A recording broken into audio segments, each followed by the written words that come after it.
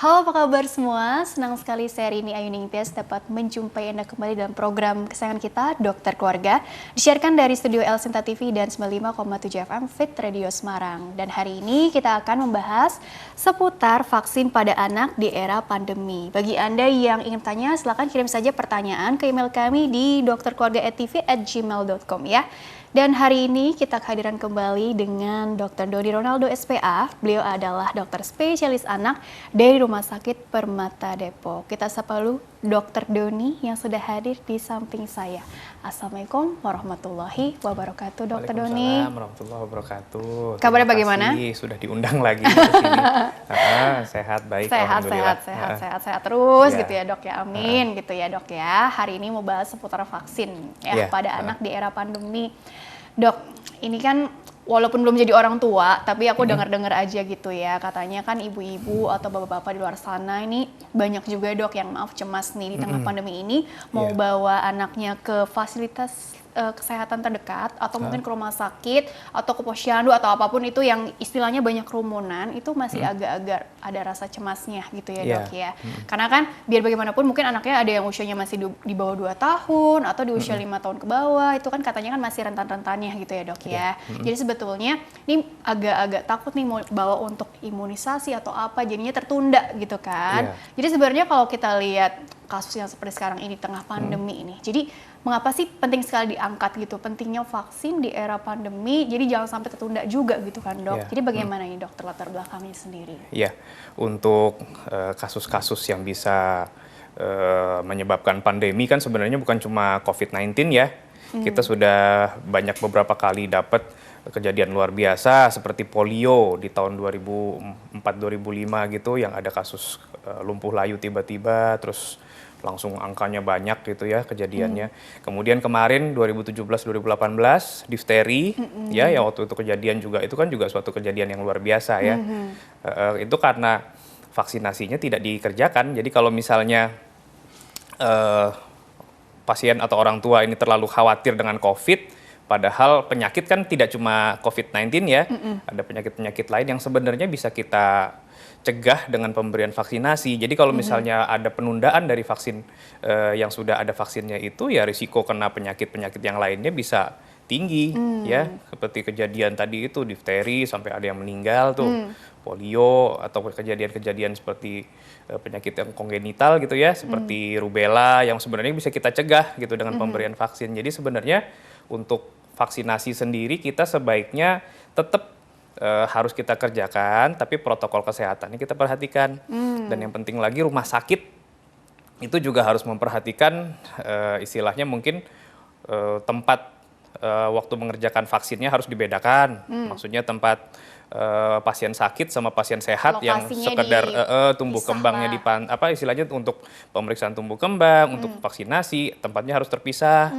Terus juga memfasilitasi tentang tempat duduknya yang harus berjaga jarak, terus juga memberikan semacam kayak tempat cuci tangan yang banyak gitu ya. Ada terus sekat-sekat yang jelas. menghindari kerumunan juga waktu misalnya pembayaran di kasir atau waktu misalnya harus ambil obat di apotik, itu kan juga Physical distancing. iya, physical distancingnya itu harus diperhatikan sama pihak rumah sakit. Dan orang tua juga sebenarnya jangan khawatir kan dengan berbagai protokol kesehatan untuk mencegah COVID ini kan, dari physical distancing, penggunaan masker, pakai face shield, terus rajin cuci tangan dengan kendaraan pribadi misalnya ke rumah sakitnya, terus menghindari kontak dengan manusia gitu ya, jaga jarak gitu ya, artinya dengan banyak orang ya. dengan banyak orang.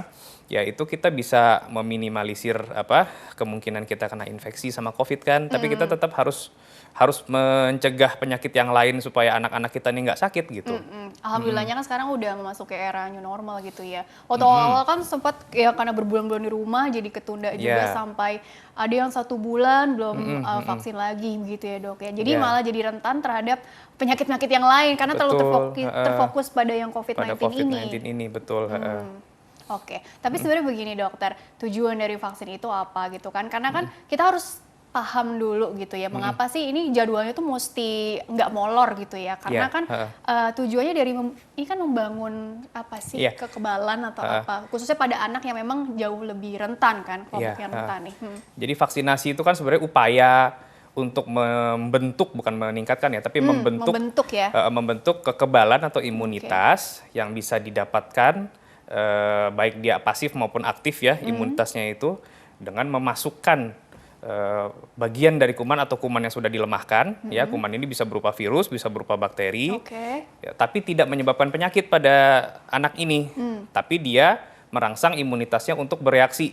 Jadi saat nanti imunitas ini sudah terbentuk, begitu nanti kuman bisa bakteri atau virus ini datang ke badan anak ini, dia sudah punya imunitas, dia sudah punya daya tahan terhadap penyakit ini sehingga dia terhindar dari penyakit, atau kalaupun dia tetap sakit ringan lah gitu penyakitnya. Karena jadi nggak yang karena badan sudah membentuk imunitas, sudah membentuk kekebalan. Jadi memang sangat-sangat istilahnya sangat bermanfaat sekali, bahkan dikatakan sumbangan paling berharga dari dunia medis itu vaksin ini gitu. Preventif, karena iya, karena bukan obatnya apa gitu kan. Kalau vaksin ini kan kita mencegah jadi sakit gitu kan, supaya anak ini nggak sakit gitu. Jadi saya rasa tetap harus dikerjakan ya untuk membentuk vaksinasi. antibodi gitu ya dok.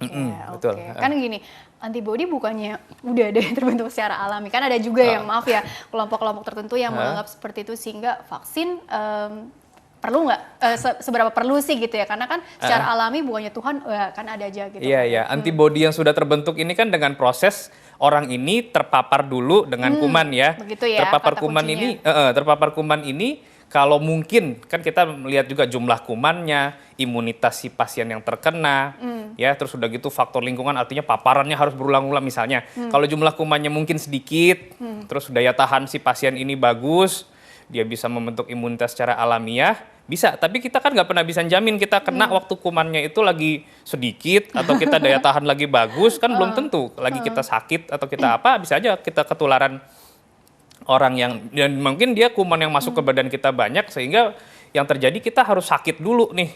Pada beberapa penyakit, sakit dulunya ini kan bisa menyebabkan dia sakit berat, bisa menyebabkan kematian, dan kalaupun misalnya sembuh, ada yang bisa menyebabkan ada sequel. Sequel itu berupa misalnya kelainan-kelainan kayak polio nih, jadi lumpuh. Anaknya udah sembuh dari polio, tapi lumpuhnya kan udah nggak terobati lagi. Ya, misalnya kayak penyakit sisa lanjutan gitu. Iya, penyakit-penyakit kayak rubella tadi, rubella kongenital itu ya bisa terjadi kebutaan, bisa terjadi atrofi otak atau gangguan pertumbuhan otak ya. Bisa terjadi juga ketulian gitu ya. Permanen tuh. Iya, nanti bocor jantung lagi. Ya itu kan sebenarnya kita bisa menghindari kejadian seperti itu gitu loh. Komplikasi yang seberat dengan itu. kita vaksinasi ini. Jadi jangan berpikir kalau udahlah kita pakai herd immunity. Dengan herd immunity, padahal herd immunity ini sendiri harus 70% dulu orang terpapar, dan itu kita harus mengorbankan entah berpuluh-puluh ribu orang dulu kena kan baru. Jadi kan sebenarnya sangat ya kurang manusiawi ya kalau menurut saya ya, mendingan kita dikuatkan dengan pemberian vaksin ini. Ya. Dan mengapa harus tadi jadwalnya itu harus rutin gitu Dok ya? Vaksin nggak ini boleh molor gitu. Padahal kemarin kan juga kita tahu banyak yang molor gitu ya. Ya, vaksin-vaksin kalau molor kan sebenarnya kan kita kayak duluan sama penyakit ya. Jadi jadwal vaksin ini sendiri kan ada usia tertentu di mana tubuh ini akan memberikan reaksi yang terbaik. Kayak misalnya pemberian DPT harus diulang nih, misalnya 2 bulan, 3 bulan, 4 bulan, nanti ada lagi booster. Karena di saat kita mengulang itu kita merangsang imunitas kita, dan di saat jeda-jeda tadi itulah kita waktu terbaik untuk merangsang imunitas kita. Ya, terus udah gitu juga untuk vaksin yang tertentu sebenarnya kayak campak nih. Sebenarnya anak-anak itu sudah punya imunitas yang diturunkan dari ibunya. Kayak campak kan diberikan saat umur 9 bulan. Nah, dari ibunya itu udah diturunkan tuh. Jadi imunitas ini bertahan sampai usia 9 bulan. Begitu sudah mulai ngedrop gitu, nah di 9 bulan inilah divaksin. Seperti itu. Selain campak mungkin ada lagi yang diturunkan dari ibunya begitu? Yang saya tahu sih campak itu ya. Jadi memang tadi harus jadwalnya kenapa harus rutin supaya tadi kalau molor kan ibaratnya proteksinya ini jadi agak... Oh iya, sorry, yang tadi masalah molor kurang itu, ya. yang saya bilang tadi kita duluan sama penyakit, misalnya gini, di usia 1 tahun misalnya ya, ada pemberian vaksin varicella atau cacar ya, itu ada jadwal untuk pemberian vaksin varicella, tapi kita menunda, ya sebenarnya tinggal kita nanti duluan sama penyakit. Kalau penyakitnya datang duluan, kita sakit, padahal belum divaksin. Sedangkan kalau kita on time pemberiannya, kans kita untuk terkena penyakit ini kan jadi menurun gitu loh. Jadi prinsipnya kita dengan memberikan vaksin on time, kita juga berusaha untuk jangan sampai nih penyakit datang ke kita duluan gitu loh. Gitu Dan sih prinsipnya. kalaupun misalkan maaf molor ya kayak kemarin gitu ya, itu perlu diulang lagi dari awal atau gimana? Enggak. Karena Kalau kan takutnya nggak efektif nih yang sebelumnya itu, Dok. Enggak, tetap ini kok tetap efektif. Bahkan pemberian bersamaan sekalipun jumlah vaksin 2-3 masuk pun tapi dengan aturan mainnya ya, itu nggak ada masalah gitu loh, pemberiannya bersamaan. Kalaupun ketunda nggak perlu, bukan yang harus diulang dari nol lagi, nggak. Tinggal ngelanjutin aja gitu. Tinggal melanjutkan aja gitu ya, Dok ya. Nah, seputar vaksin itu sendiri kan ada yang ini diwajibkan nih gitu ya. Ya istilah-istilah yang ada di masyarakat ya. Ini artinya udah jadi rekomendasi lah, udah program lah atau apa. Dan ada yang memang opsional gitu ya, penunjang pelengkap saya tambahan. kurang setuju ya dengan istilah wajib nggak wajibnya vaksin ini ya. Sebenarnya kalau kita kembalikan ke orang tua, Bu, kalau misalnya nih ada vaksin wajib nih, ada 9 penyakit yang misalnya nih yang difasilitasi sama pemerintah. Artinya Ibu tidak boleh anaknya sakit campak misalnya, atau tidak boleh anaknya kena difteri atau kena pertusis. Tapi anak Ibu boleh kena diare dong kalau gitu. Anak Ibu boleh kena radang otak dong kalau gitu. Ya Allah. Jadi istilahnya kalau wajib nggak wajib, saya mendingan bilang wajib aja semua. Cuman masalah ketersediaan vaksinnya, Betul. terus kemampuan kita untuk memberikan vaksin itu kan kembali lagi ke ininya ya, ke aksesnya juga. Iya, ke pasiennya. Jadi kalau saya sih menyarankan vaksin itu diwajibin aja semua gitu loh. Jadi karena kita nggak pingin anak kita sakit, kita ikhtiar kan gitu. Kita ikhtiar dengan memberikan vaksin ini, diharapkan anak kita nggak kena sakit. Jadi sakit apapun kan itu sakit ya, artinya pasti kan kita nggak pingin ya anak kita kena sakit, atau jadi ya udah ikhtiar kita ya divaksinasi ini. Nah, gitu. ikhtiarnya ini bagaimana kan kita lihat dari pertumbuhan perkembangan anak nih, usia semakin bertambah. Jadi mungkin berapa tahun pertama yang dianjurkan gitu ya untuk mencegah penyakit-penyakit apa aja gitu. Iya, Jadi nah kita kan nggak hafal begitu ya, Dok ya. Artinya pasti kan ada apa ya, ada kartunya ada khusus gitu ya.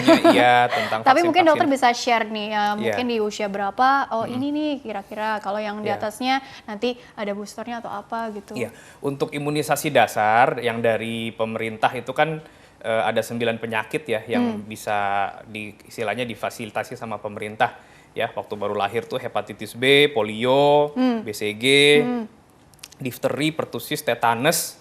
Terus udah gitu hemophilus influenza tipe B, terus campak sama rubella. Ada 9. Ada 9 dasar, nanti kita ulang lagi booster di usia 18 sampai 24 bulan. Nah, ada lagi vaksin yang disarankan oleh Ikatan Dokter Anak Indonesia, ya, vaksin-vaksin seperti rotavirus untuk mencegah diare pada anak di bawah 2 tahun. Kemudian juga vaksin pneumokokus ya untuk mencegah radang paru-paru, radang otak, ya, imunisasi untuk mencegah cacar ya, varicella.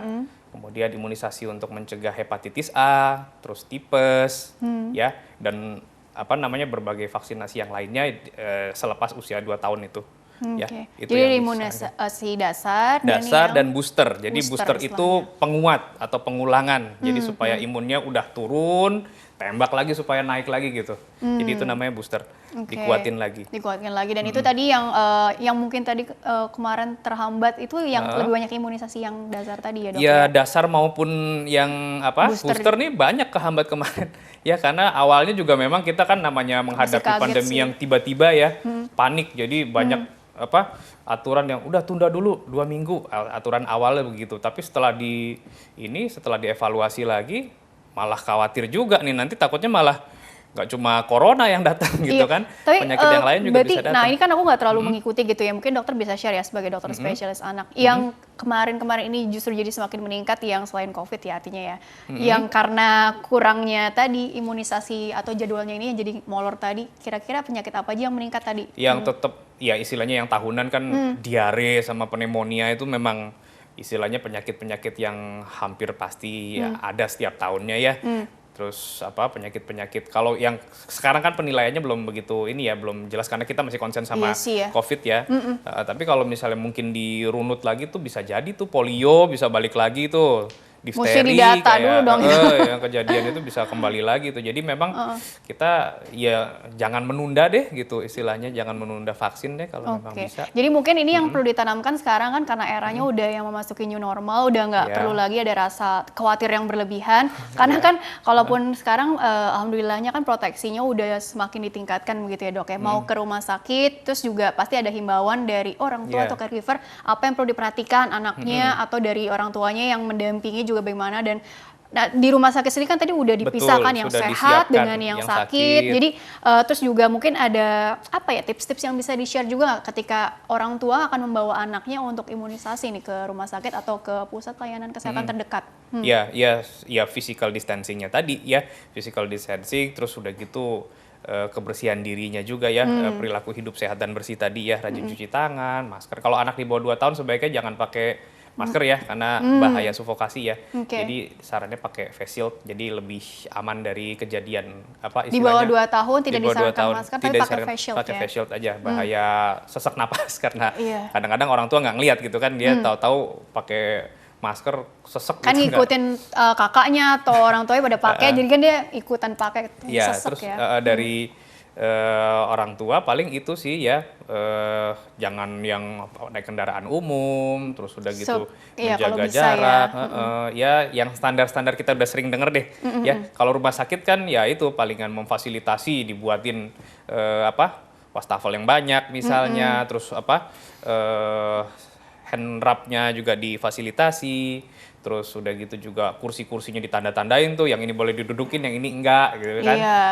Terus antrian juga dibatas-batasin tuh, dijarakin semeter-semeter. Intinya physical distancing sekali lagi. Dipermudah juga dengan adanya istilahnya mungkin uang elektronik ya, kan kita pembayaran juga bisa gitu secara udah langsung aja, nanti nggak usah antri ke apotik, obat dikirim ke rumah misalnya kan, atau misalnya langsung bayar online atau gimana gitu kan. Jadi sebenarnya dengan teknologi juga kita bisa meningkatkan ke istilahnya ke inian kita, ke waspadaan kita gitu ya untuk mencegah COVID ini gitu. Intinya juga kan janji temu gitu ya, artinya kan nggak perlu nunggu terlalu lama nih gitu ya. Jadi ketika memang sudah jadwalnya kayak gitu kan, kemudian bisa konsul via online juga kan, telemedicine kan juga semakin berkembang kan di era pandemi seperti sekarang ini. Untuk vaksin itu jadi ini juga tuh, jadi advice dari Ikatan Dokter Anak juga. Kalau untuk pasien-pasien yang rencana vaksin, kalau bisa konsultasikan dulu ya, bisa via telemedicine itu.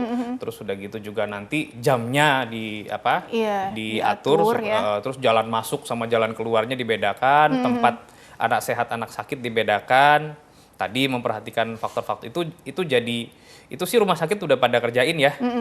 Justru kita lagi himbau-himbaunya pasien untuk jangan takut. Jadi jangan sampai pasien ini istilahnya nggak imunisasi gitu. Ditunda gitu ya imunisasinya hanya karena tadi mindsetnya ini masih cemas, takut di luar sana tuh sumber infeksi gitu ya dok ya. Padahal mah tadi diperhatikan aja tadi yang proteksi atau perlindungan dirinya dengan cara jaga jarak, rajin cuci tangan, pakai masker, atau anak-anak tadi face shield ya dok ya.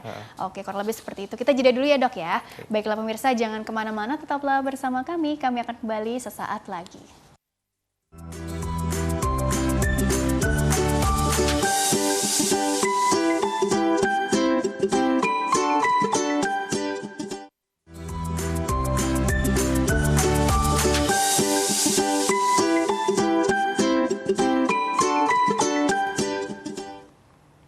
Ya pemirsa, terima kasih Anda masih bersama kami di program Dokter Keluarga, masih membahas mengenai vaksin pada anak di era pandemi bersama dengan Dr. Doni Ronaldo SPA, dokter spesialis anak di Rumah Sakit Permata Depok. Dan pemirsa, acara ini juga bisa dinikmati di Spotify Dokter Keluarga ya. Bagi Anda yang ingin tanya, silakan kirim saja pertanyaan ke email kami di dokterkeluarga@tv@gmail.com. Baiklah dokter, dilanjutkan kembali ya. Jadi begini dokter, di awal kan tadi sudah ditekankan tujuan pemberian vaksin secara umum itu seperti apa. Artinya nggak cuma untuk anak-anak aja sih, itu kan prinsipnya sama ya dok ya. Tapi begini dokter, mungkin gitu ya, aku nggak tahu nih, tapi kan pasti ada aja lah orang tua yang beranggapan ketika sudah divaksin, anaknya tuh ya pasti ya mudah-mudahan akan terbebas dari penyakit itu gitu ya. Tapi sebenarnya ini pandangan seperti ini tuh bagaimana? Karena jangan sampai kita udah terlanjur percaya akan suatu hal dan maaf aja ketika itu kejadian di anak mereka mungkin jadi menyalah-nyalahkan pihak lain gitu ya. Kan kita nggak mau ke tahap yang seperti itu ya. Jadi bagaimana tuh dokter mengenai pandangannya seperti itu? Ya. Pemberian vaksin itu sendiri kan ada beberapa vaksin yang pemberiannya nggak cuma sekali pemberian ya. Kayak polio gitu ya, harus diulang sampai 4 kali untuk dasar, terus nanti untuk imunisasi boosternya diulang lagi sekali. Kayak DPT, untuk merangsang imunitasnya dia harus diulang sampai 3 kali. Terus lagi beberapa penyakit lain ya, juga harus diulang seperti itu. Tapi untuk melindungi 100% itu masih nggak mungkin ya, tapi kalau memang kita sudah pemberiannya sesuai sama jadwalnya, di atas 90% itu bisa terlindungi. Kecuali si TBC itu dari vaksin BCG. BCG itu sendiri daya lindungnya memang masih agak kecil ya, sekitar 40%. Tapi mencegah dari penyakit TBC berat dia cukup bagus gitu. Tapi kalau misalnya daya tahan anaknya sudah divaksin lengkap, misalnya anaknya lagi sakit diare, terus udah gitu dia terkena campak misalnya. Kalaupun dia sakit, dia karena sudah punya imunitas, dia tetap sakit misalnya nih, tapi tidak berat gitu loh. Jadi anak-anak yang sudah divaksin ini memang tidak 100% kemungkinan dia bisa terlindungi dari penyakit itu bisa terjadi. Tapi kalaupun memang terjadi penyakit, dia nggak berat gitu loh. Karena banyak tuh pasien-pasien yang sudah divaksin varicella, cacar. Jadi tetap kena cacar, kok bisa ya dok ya? Itu karena memang mungkin daya tahannya lagi kurang bagus seperti itu. Tapi sakitnya beda sama yang infeksi alamiah yang memang dia seluruh badannya ada blister-blisternya gitu. Ini cuma satu-satu gitu ya. Lebih ringan ya, dia nggak demam, dia nggak ini, anaknya bisa tetap beraktivitas seperti biasa. Jadi dia ada proteksi tetap. Jadi kalaupun sakit pun nggak berat gitu. Berarti yang mempengaruhi imunitasnya ini selain intinya kan tadi dibentuk ya, sengaja dimasukkan antibodi ini. Mungkin yang mempengaruhi daya tahan tubuh si anak gitu ya, yang secara bisa dibilang nih cukup signifikan itu apa? Apakah mungkin dari status nutrisi? Nutrisi pasti ya. Dan nutrisi status yang pasti. apalagi yang kita nggak tahu nih dok?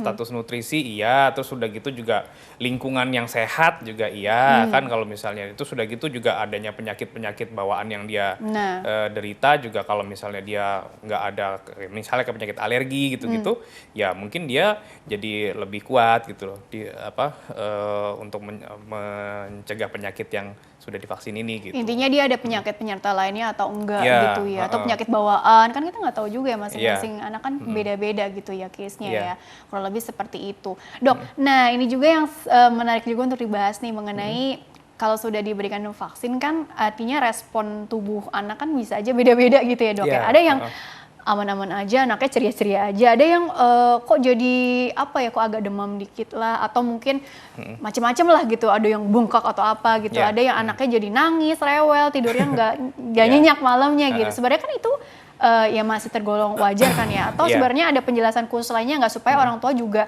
nggak khawatir ini jangan-jangan alergi atau apa gitu kan? Kan ada aja yang berpikir seperti itu dokter. Bagaimana dok? Ya, untuk beberapa vaksin kayak misalnya DPT itu ya. Jadi DPT kalau dia menggunakan komponen whole cell pertusis, di mana seluruh bagian dari pertusis ini masuk ke dalam vaksin itu, dia kans untuk terjadi demam cukup tinggi tuh, ya sampai dengan 80%. Tapi kalau misalnya dia pakai komponen yang pertusisnya sudah dipretelin dulu istilahnya gitu gampangnya, dan dia menggunakan aseluler, komponen aseluler dari pertusis ini, kemungkinan demamnya turun tuh jadi cuma di bawah 10%. Ya pemberian vaksin yang lain kayak pneumokokus, kayak vaksin BCG itu kemungkinan demamnya di bawah 10%. Tapi kalau untuk kejadian misalnya kayak bengkak pada bekas penyuntikan, nyeri pada bekas penyuntikan, itu kan suatu hal yang wajar terjadi karena habis disuntik ya. Jadi badan memberikan reaksi berupa bengkak, badan memberikan reaksi nyeri. Nah, itu suatu hal yang ya pasti terjadi kalau kayak gitu. Tapi kalau untuk demam ada beberapa vaksin yang memang kayak DPT yang pakai whole cell pertusis itu dia cukup tinggi tuh kejadian kemungkinan demamnya. Tapi beberapa vaksin yang lain malah cuma di bawah 10% kemungkinan demamnya. Jadi yang perlu dicemaskan sebetulnya ada nggak? Kalaupun paling ada persiapannya nanti kita kan kalau memang ada kemungkinan demam ya persiapkan untuk mengukur suhu secara teratur Berkala gitu ya, gitu ya. berkala ya.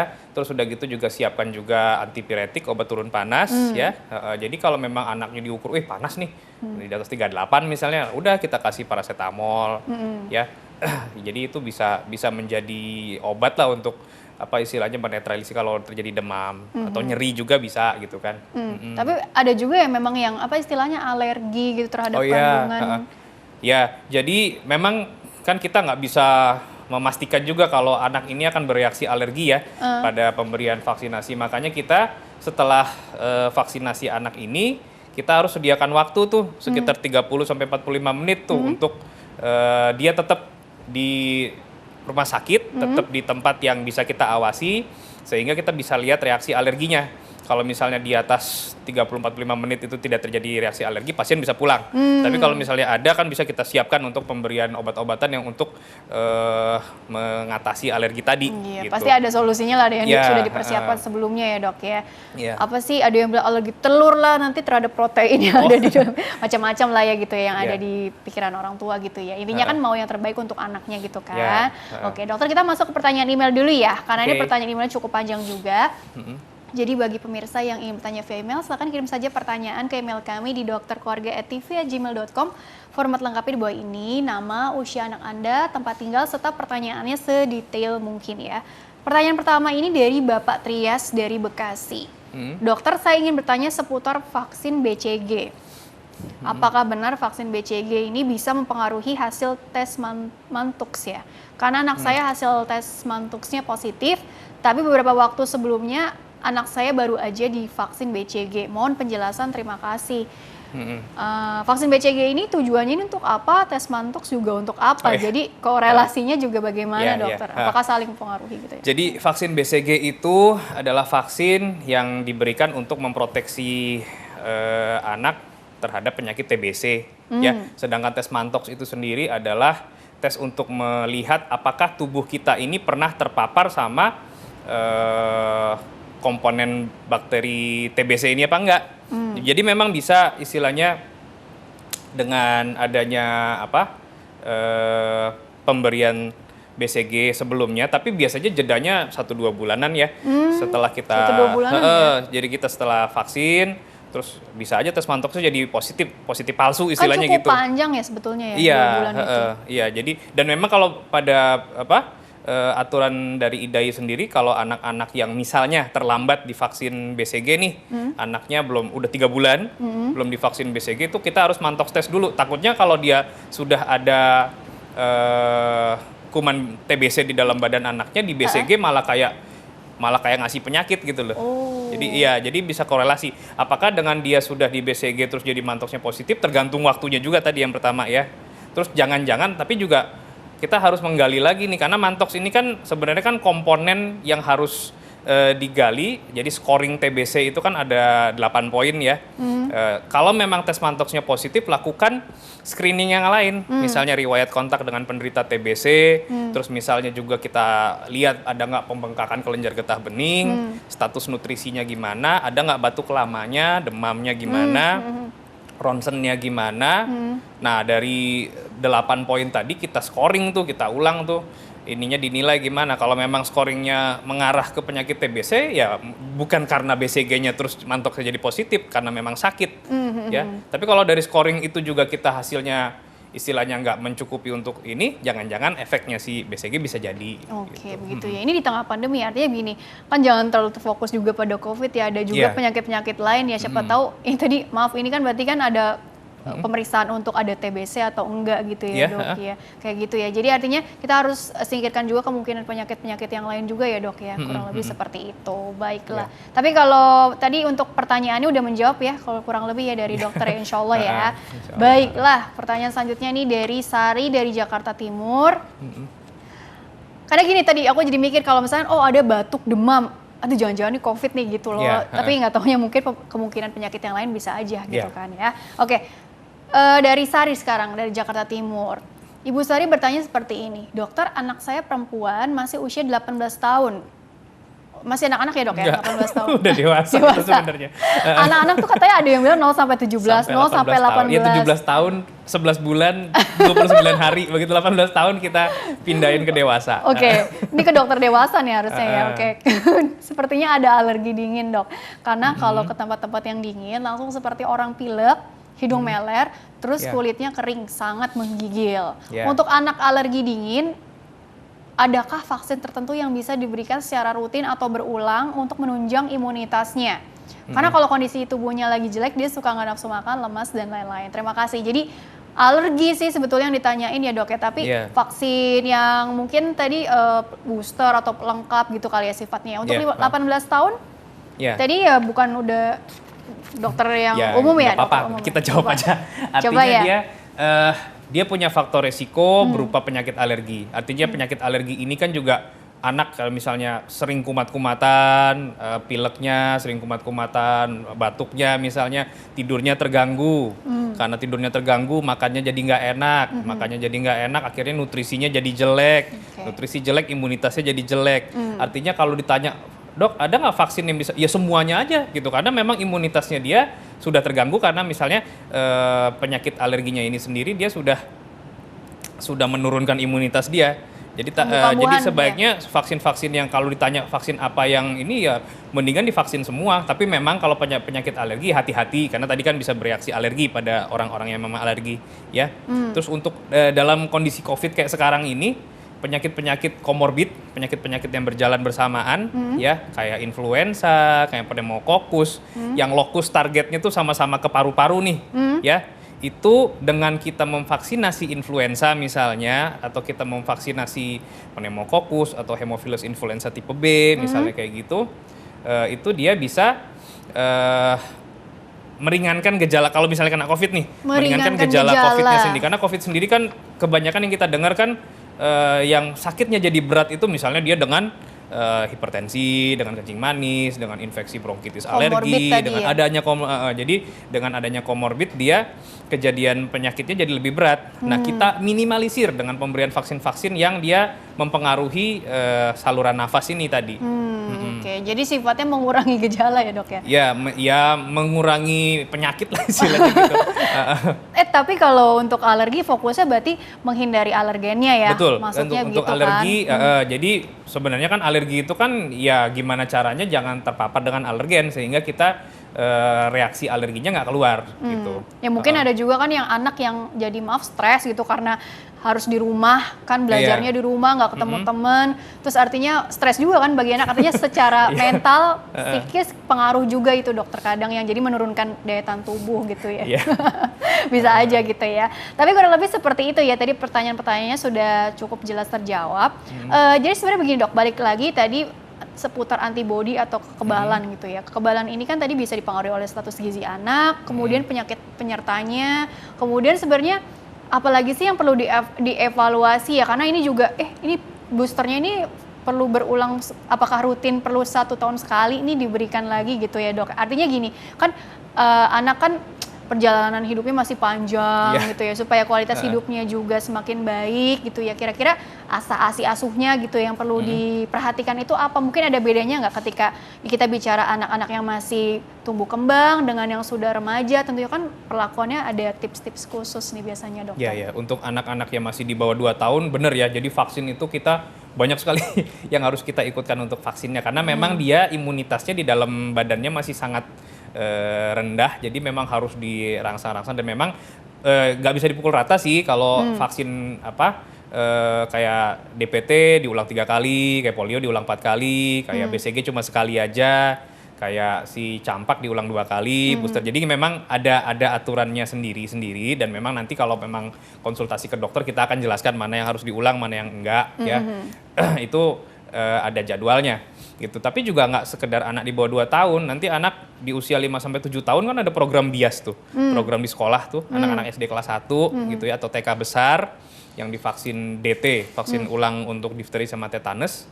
Nanti pas udah kelas 6 SD di usia 10 sampai 12 tahun ada lagi ulangannya tuh. Belum yang khusus perempuan ada vaksin Iya, ada tambahan lagi untuk apa. kanker serviks, mau nikah ada imunisasi DT ulangan, kan gitu juga ada itu, lagi tapi tuh. bukan anak-anak ya. Iya, yang nenek kakek mau naik haji aja ada lagi vaksinnya. Jadi sebenarnya vaksin nggak selesai waktu anak-anak aja, karena Iya, prinsipnya kita memberikan imunitas ke badan kita supaya nanti kalau penyakitnya datang si badan ini siap untuk bertarung lawan penyakit itu, kan gitu prinsipnya. Udah kenal sama Imunisasi, musuhnya gitu ya. Iya, Dok, sudah punya imunitas udah terhadap punya imunitas, musuhnya udah itu. punya senjatanya gitu ya. Iya. Kan umpama nih. Iya. Analoginya seperti itu. Tapi kalau tadi pemenuhan ASA asunya berarti kan tentunya kan status gizinya seimbang. Iya, status Jangan gizinya. sampai terlalu kurus anaknya atau Betul. terlalu obes Malah gitu kan. jadi obesitas, malah meningkatkan penyakit peluang untuk menderita penyakit metabolik ya, kayak kencing manis, darah tinggi di kemudian hari ya. Kan katanya makin kesini makin banyak juga, apalagi di tengah pandemi kan terlalu banyak rebahan misalkan kayak sedentary lifestyle gitu. Ya kan Iya, ada iya. aja gitu kan. Terus kemudian Iya. intinya tadi jangan lupa memberikan stimulus juga untuk tumbuh kembang Betul, anaknya juga gitu iya. ya dok. Jangan mengandalkan vaksinnya ini aja, tapi kan Betul, tetap harus iya. diperhatikan juga. Asa-asi asu tetap diperhatikan ya. Intinya seperti itu ya. Oke dokter, kita jeda dulu kali ya sebentar ya. Ya, Nanti dilanjutkan kembali di segmen terakhir. Sekaligus nanti take home message-nya dari dokter ya. Ya. Baiklah pemirsa, jangan kemana-mana, tetaplah bersama kami. Kami akan kembali sesaat lagi.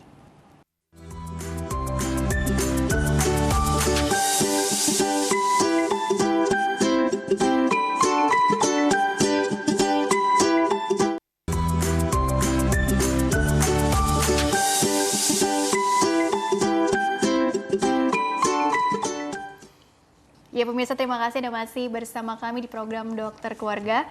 Masih membahas mengenai vaksin pada anak di era pandemi bersama dengan Dr. Doni Ronaldo SPA, dokter spesialis anak dari Rumah Sakit Permata Depok. Dokter, dilanjutkan kembali ya Dr. Doni ya. Yeah. Jadi begini dokter, tadi kan kita bahas imunisasi dasar gitu ya dok ya. Nah kalau yang non dasar nih, bener nggak sih? Bukan non-dasar, imunisasi di luar program PPI atau program pengembangan imunisasi dari pemerintah. Nah Mungkin itu bahasanya yang dianjurkan oleh IDA itu apa gitu, karena kan banyak banget istilah gitu yang dipakai oleh orang tua di luar sana, ada yang wajib, non wajib, dasar Ya. atau yang non dasar gitu kan, sering dengar juga ada yang ngomong seperti itu. Atau sebenarnya gini, yang dianjurkan oleh IDA gitu ya dok, yang tadi sebetulnya apa ya bukan, kalau boleh mungkin istilahnya gini, kalau dibagi ke kelompok yang perempuan tadi kan kita ada dengar istilahnya vaksin buat HPV lah atau apa gitu ya. Tapi sebenarnya itu kan salah satu sampel kecil aja gitu ya dok ya. Kalau yang kita bicara secara umum nih, nah itu bagaimana yang disarankan IDAI? Ya,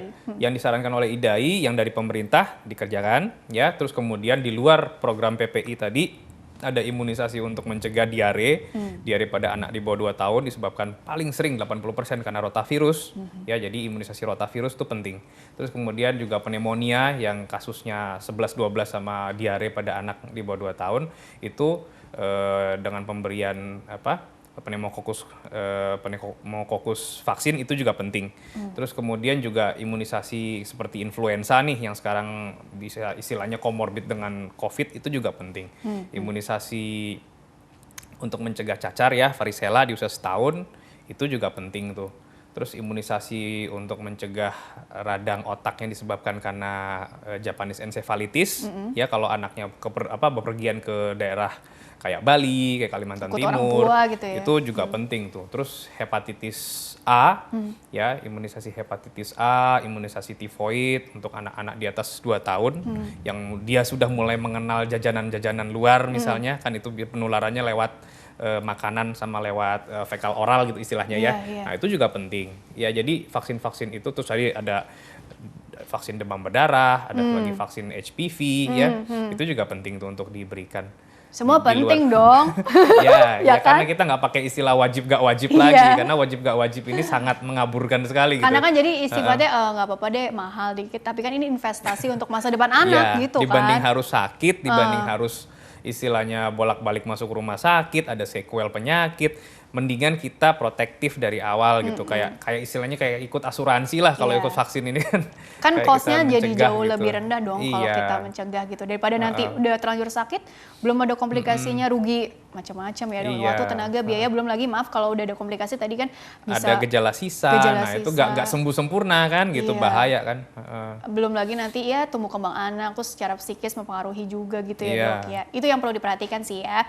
Tapi begini dokter, sebelum kita ke closing statement, jadi sebenarnya sih untuk pemenuhan tadi yang balik lagi asa-asi asuhnya, apalagi mungkin yang anak-anaknya ini masih di tumbuh kembang nih gitu kan, dan kelompok yang paling rentan lah berarti ya.